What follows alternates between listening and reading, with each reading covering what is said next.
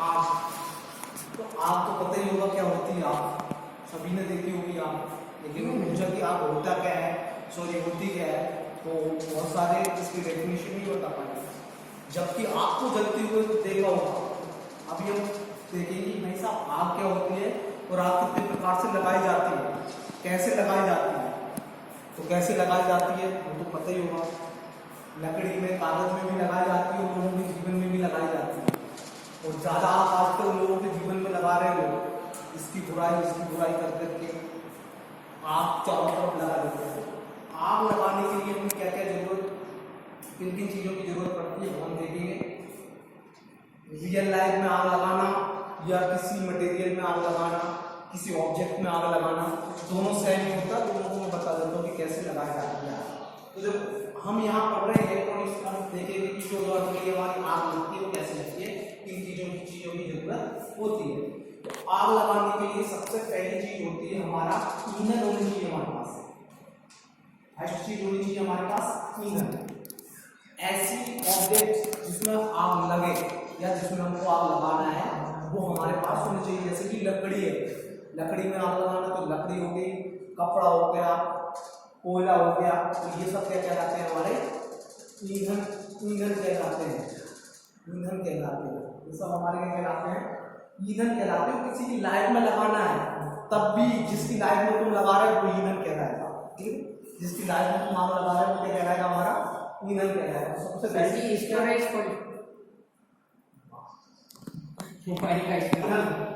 तो ईंधन जरूरी होना चाहिए। किसी की लाइफ में आग लगाओ, चाहे किसी ऑब्जेक्ट में, लकड़ी में, कोयले में लगाओ, तो ईंधन का होना बेसिक जरूरी है। तो देख लो, ध्यान रख लो, सबसे पहले ईंधन होना चाहिए। जिसमें भी आग लगा है वो चीज ऑब्जेक्ट वो कहलाता है हमारा ईंधन। ईंधन के बाद दूसरी चीज आग लगाने की जरूरत होती है ऑक्सीजन। दूसरी चीज क्या चाहिए हमको, ऑक्सीजन। अगर किसी की लाइफ में लगा रहा है तो ये अफवाह, जो अफवाह होती है वो ऑक्सीजन का काम करती है। बस थोड़ी सी अफवाह लो और उसको बड़ा चढ़ा के दो लोगों के बीच में बता दो, बस लग जाएगी आग। तो वैसे ही हम यहाँ पे आग लगा रहे हैं तो यहाँ पे किसकी जरूरत होगी, हमारी ऑक्सीजन की जरूरत होगी। तो ऑक्सीजन भी जरूरी है, बिना ऑक्सीजन के आग लगेगी ही नहीं। तो पहली चीज है हमारा ईंधन, दूसरी चीज है हमारा ऑक्सीजन। अब तीसरी चीज और क्या चाहिए, देखो ईंधन हो गया जिसमें हमें आग लगानी है वो मिल गई, जिससे हमें आग लगानी है, जिससे ज्वाला भड़केगी वो गई हमारी क्या, ऑक्सीजन। अब एक रासायनिक प्रक्रिया चाहिए, मतलब एक ऐसा बंदा चाहिए कि दो लोगों के बीच में क्या लगा, आग लगा।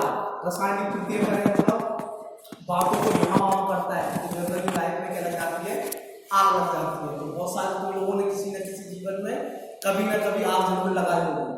और कुछ लोग तो ऐसे जो दिन भर आग लगाते रहते हैं, उनका काम ही है आग लगाना, बस इसकी बुराई करना, उसकी बुराई करना, बस अपने आप को नहीं देखेंगे, बस इसकी और उसकी बुराई करेंगे।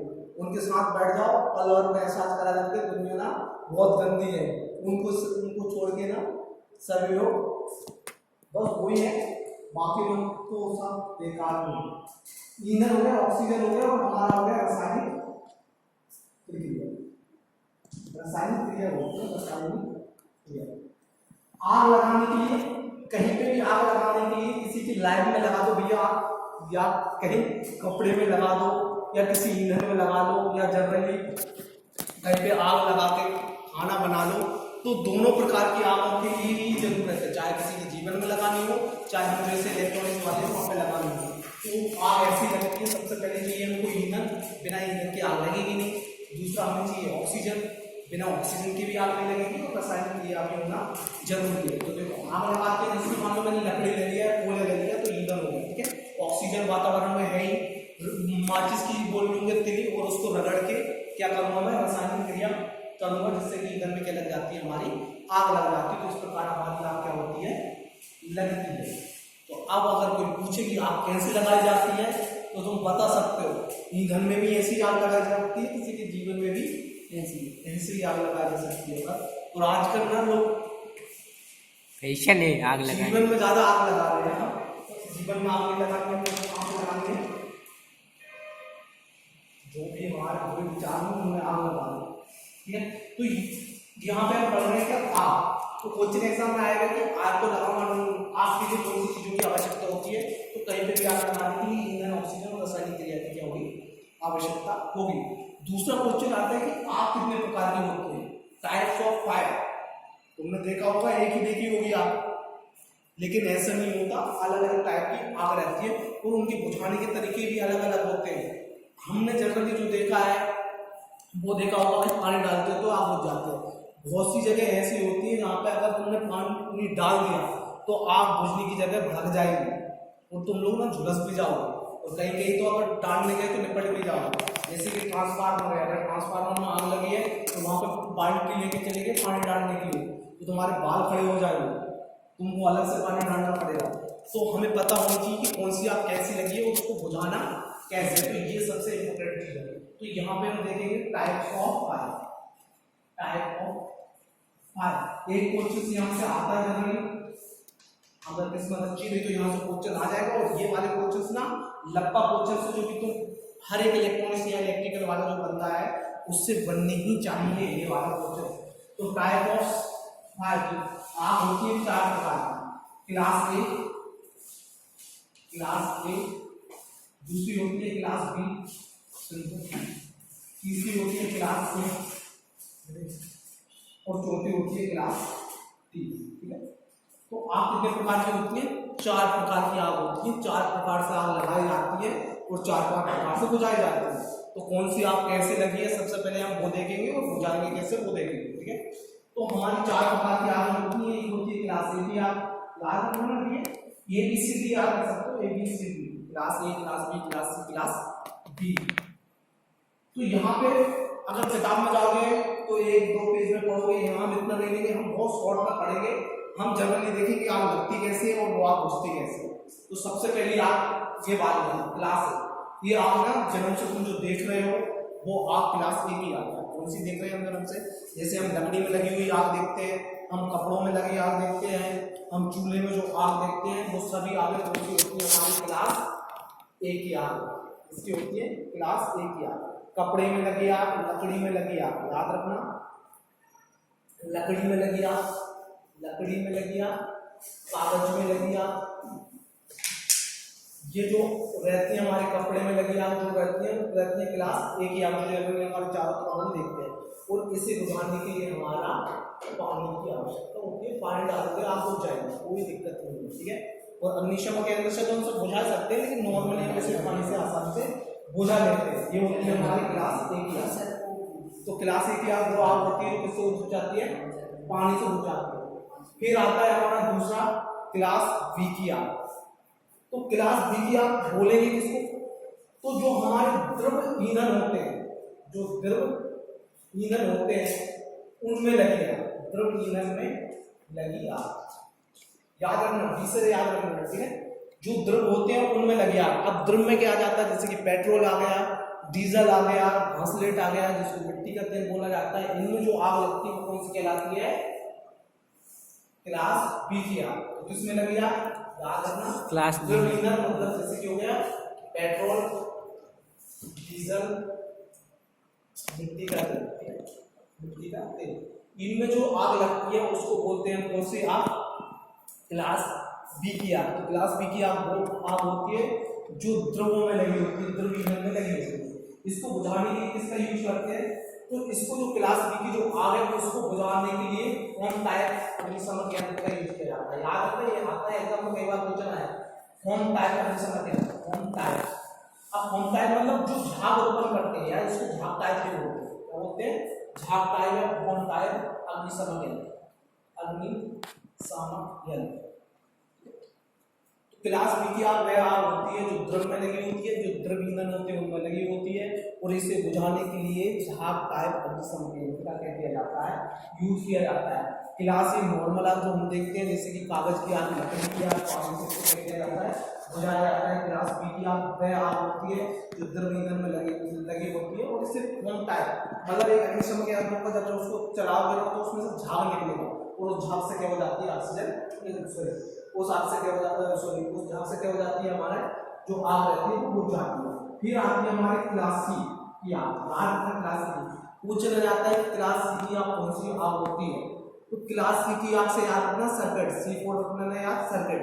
तो ये शॉर्ट सर्किट से लगी आग होती है, इससे लगी आग होती है शॉर्ट सर्किट।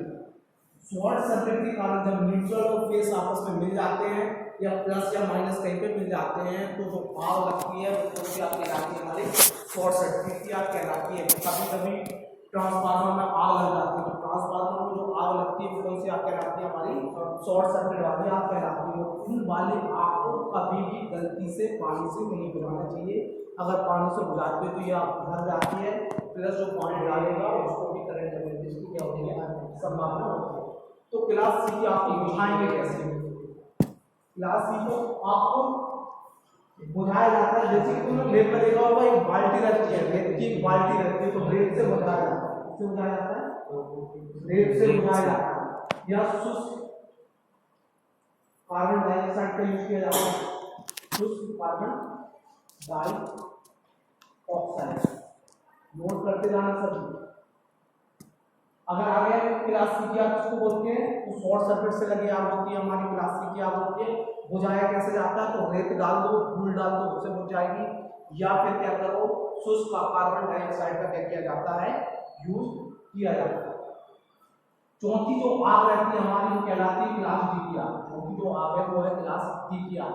क्लास डी की आग किसको बोलेंगे? तो जो रासायनिक पदार्थों में लगी आग होती है, वह आग तो रासायनिक पदार्थों में लगी होती है, रासायनिक पदार्थ में लगी हुई आग, पदार्थ में लगी आग। रासायनिक पदार्थ में जो आग लगी रहती है वो कहलाती है क्लास डी की आग कहलाती है।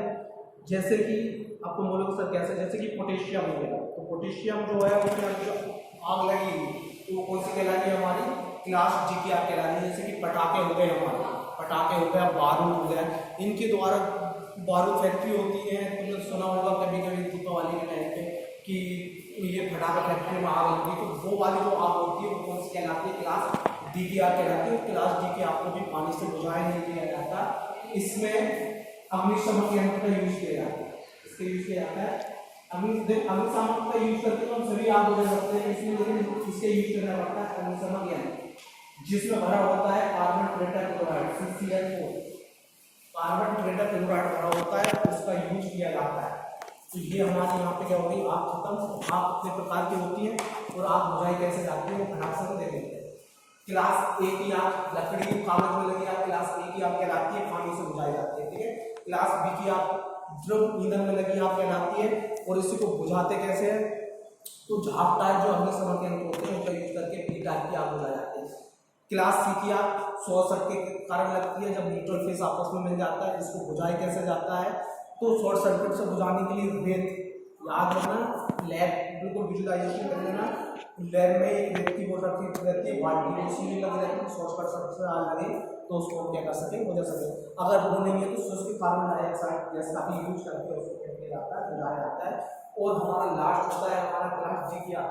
तो रासायनिक पदार्थों में जो आग लगी रहती है वो कहलाती है क्लास डी की आग। अब रासायनिक पदार्थ क्या होते हैं? जैसे कि पटाखे हो गए हमारे, उनमें जो आग लगती है वो रासायनिक क्लास डी की आग कहलाती है, और रासायनिक पदार्थ कहलाते हैं।